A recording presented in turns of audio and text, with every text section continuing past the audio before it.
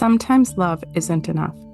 As an adoptive mom, people would often say this to me, as if to imply I couldn't love my son enough to change behaviors or heal his trauma, so I should probably just give up. At least that's how I took those four powerful words, which had buried themselves deeply in my mind, leading me to doubt my ability to parent my child. Sometimes love isn't enough. That is the truth. Oftentimes, you need love and powerful, personalized tools to raise a child who's experienced trauma and disrupted attachment, or a child who you're struggling to connect with.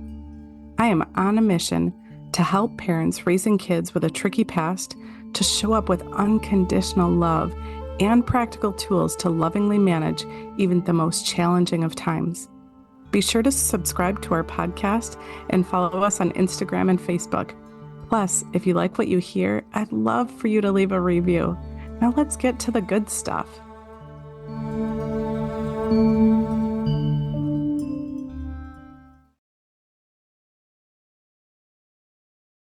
Welcome back to the Sometimes Love Isn't Enough podcast. I'm so excited to have you back so we can continue on this journey about parenting in such difficult times, difficult relationships. For this episode, I want to touch on and just scratch the surface of trauma and attachment, and in particular, to talk about what that can look like for our kiddos early on. There's growing research that shows that connection, attachment starts early on while the child is still in our womb. There's growing research to show that that maternal bond starts so early on. And even in the very best of circumstances, when a child is then placed in an out of home placement shortly after birth, or 6 months later, or 2 years later, or 10 years later, that bond that the child created while in the womb, when that bond is broken, it's it's a trauma for our kiddos.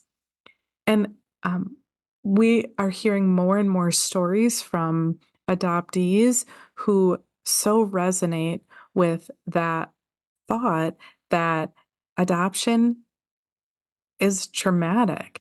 Being in a home that wasn't your birth home is traumatic.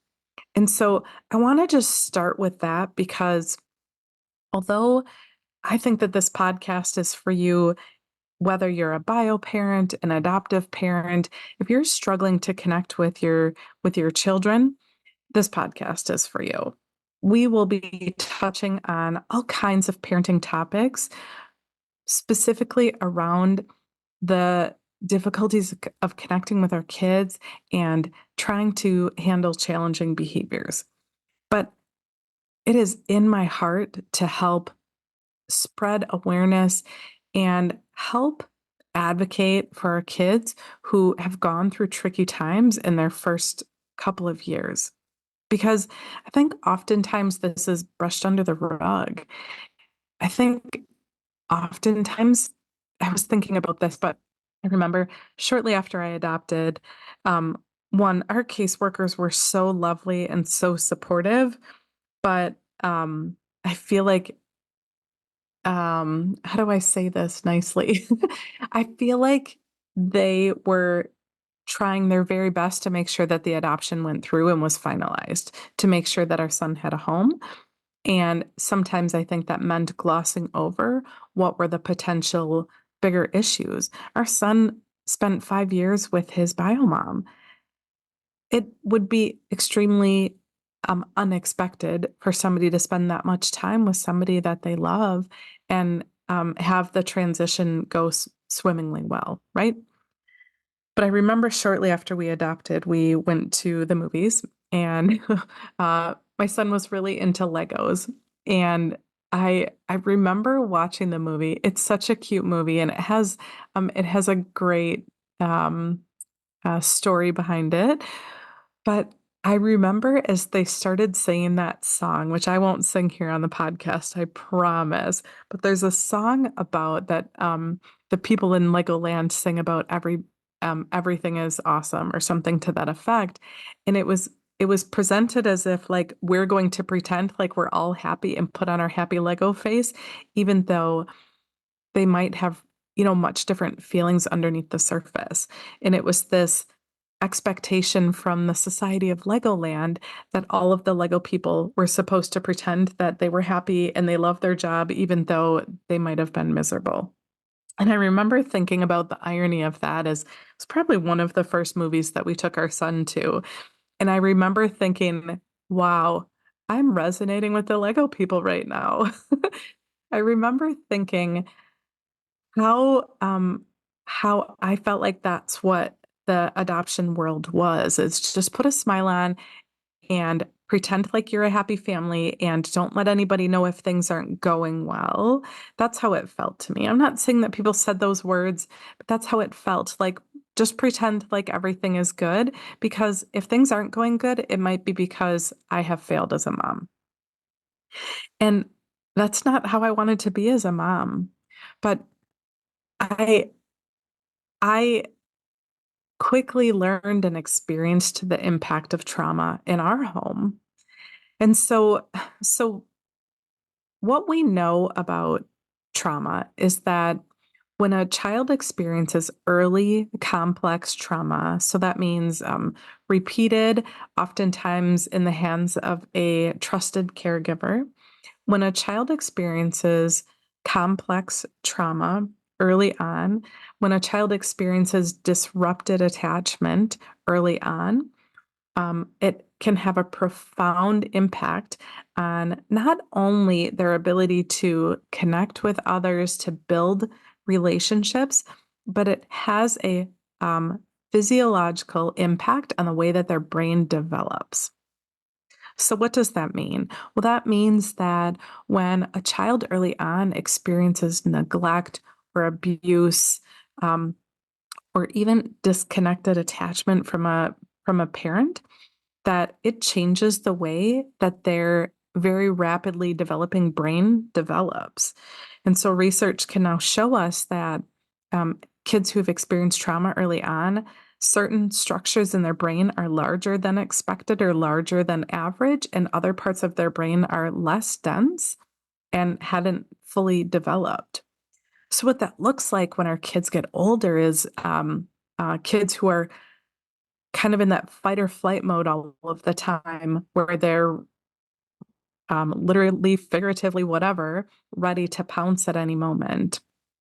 Or kids who really struggle with impulse control, following directions, maintaining attention.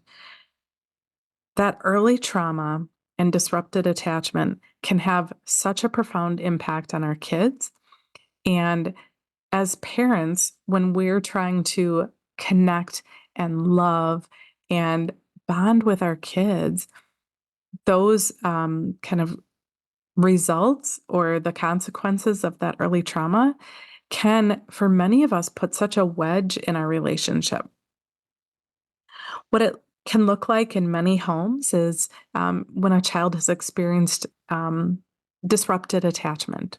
So, for example, they may have, spent extra time or spent time in the NICU when they were little, or perhaps their mom was dealing with some postpartum depression, or maybe they did experience physical or emotional abuse or neglect when they were younger. When our kiddos are not having an opportunity to not only have their biological needs met, but also their emotional needs met, then what it can look like as our kids get older is that they will engage in behaviors that can be perceived as designed to push us away. So, as mom or dad, as we're trying so hard to love our kids and connect with them and bond with them, and then they're engaging in behaviors that really are designed to test whether or not we love them. As parents, this can become extremely challenging, exhausting, and can really lead many of us to feeling like we don't know what to do to help our kids. And that's where I was at. I didn't know. I knew my brain knew. My brain knew that my son just needed me to keep showing up for him, keep loving him, keep telling him that he was safe. That's what my brain knew. But my body and my emotions over time, over repeated incidents in our home, my body and my emotions became more reactive, became less compassionate, honestly, and became more and more challenging to connect with my son. And it became more and more challenging to show up for him the way that I wanted to. And so when I look back to where I was, when my son first joined our family, I was all in. I was all in to love him, spend time with him, get him all of the services and resources that I could get my hands on. Was really there for him and present for him. But over time, in daily encounters with attachment related behaviors, with trauma related behaviors, over time, over the years, it became especially hard for me as a parent. And I didn't know where to turn. I flipped from feeling like a confident mom to feeling like a victim in my own home. I felt like I had no choice but to be frustrated and overwhelmed and exhausted and at the end of my rope. Those are words that I was saying on a regular basis. I'm at the end of my rope. I don't know what else to do. I knew that I felt victim to his behaviors. I felt I felt like behaviors dictated whether or not we, you know, had dinner with our friends. Behaviors dictated whether or not I could get through a day's work. Behaviors dictated whether or not we could enjoy family time together, or even a game at home. I felt victim to the behaviors that were happening in our home. So I went from being empowered and confident to feeling a victim. And that's what I am on a mission to help you shift. So, my first nugget of advice for you today is when you are dealing with challenging behaviors in your home and your brain is wanting to comment on the behaviors, try to teach your child right from wrong, try to correct whatever's happening, I want you to take a pause.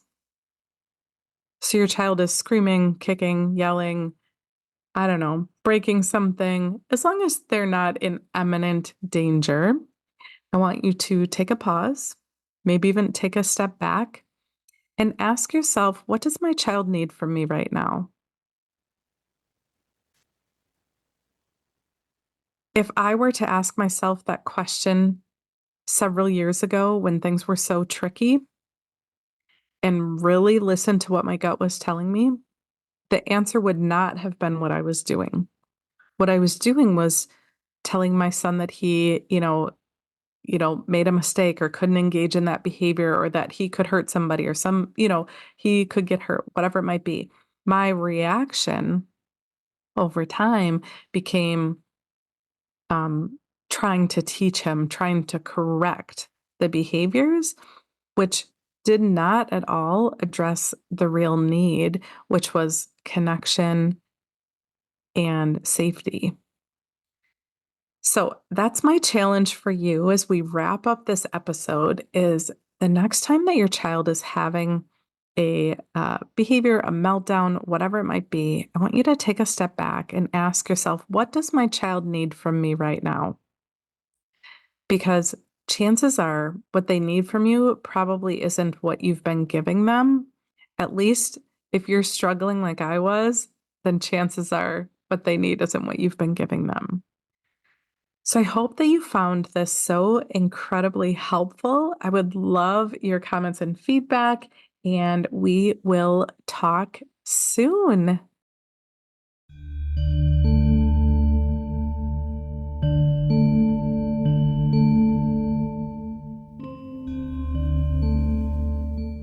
I hope that you found this episode so incredibly powerful.